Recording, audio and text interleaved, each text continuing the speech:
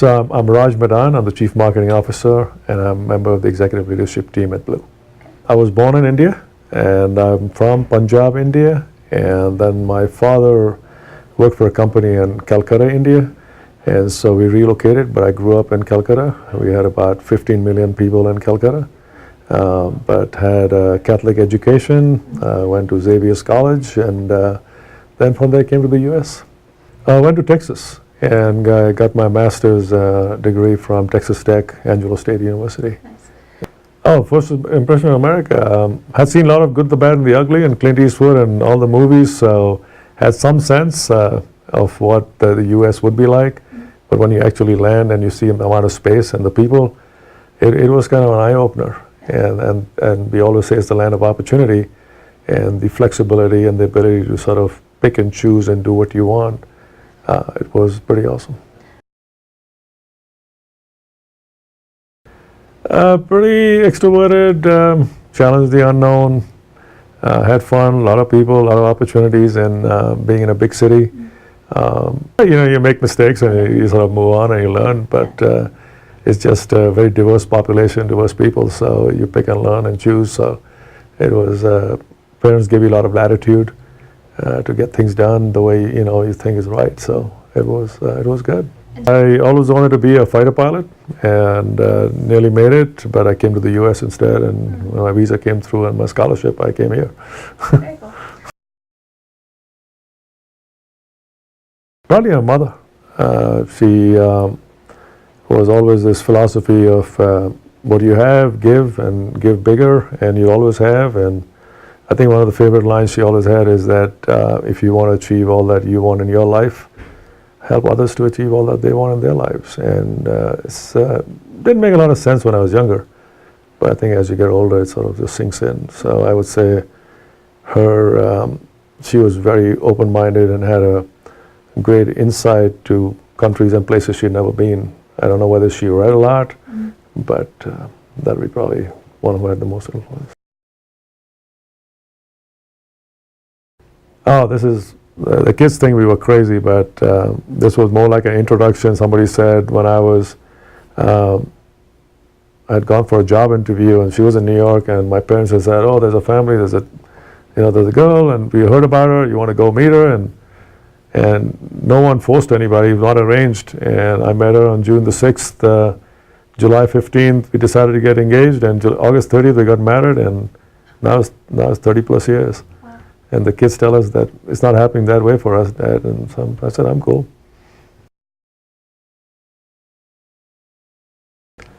My very first impression of Blue was, is it real? Is this, because it just seemed too good to be real and true?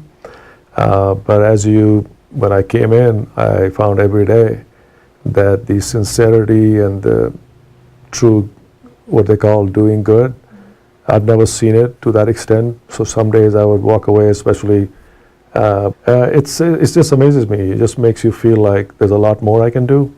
And it's an awesome way to actually even do business, because I always said, now that we have an opportunity, Blue is definitely the #1 credit union I feel in the financial institution space that does it with the share of heart. It's not just asking somebody, talking about the share of wallet. So it's kind of exciting. There's a job where I'm the marketing guy, and as a marketing guy, I do the strategic side, and then you do the tactical side, and you work with your teams, and you sort of deploy and go to the market and compete. In terms of the bigger picture, what's my role? The role is to be a catalyst to everyone's success.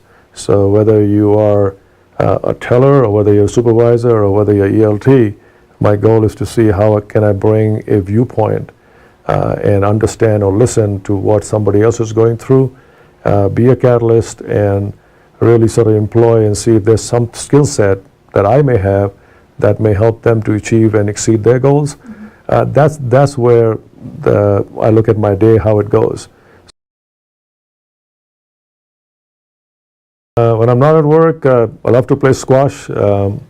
That's been my game. I played for India for 3 years, and played rugby for 3 years, and It's one of the things that you realize that, after you're 21, everything is, you're kind of slow, but you still sort of stay with it. If I do no exercise in a day, I jump rope for 15 minutes every day.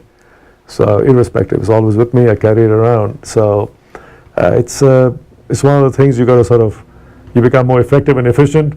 So I like to run. Can I run 16 miles? Probably not, but I can do shorter distances. And then if I'm not running, jogging, or playing, I do like to read a lot. And invariably, it's more magazine reading than books. As extroverted as I seem, as friendly as I seem, I think in many ways I'm a very shy person. The other, I think I already mentioned to you, is most people would not know that I had the opportunity to sit and spend so much time with Mother Teresa before she became a saint.